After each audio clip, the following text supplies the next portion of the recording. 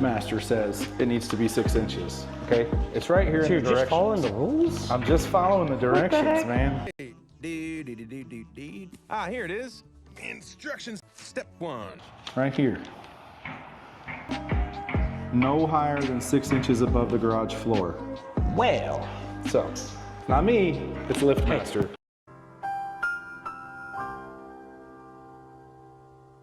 And you can read. I'm so proud of you. I can read. That's.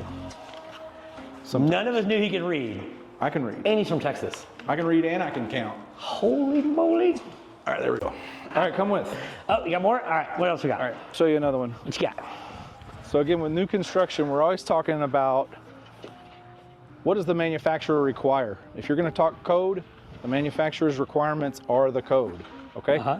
So you look at this air conditioner, this condensing unit, and you say, it looks fine. I don't see any damage, it's level, Right. but they're missing something, okay? Look at the roof.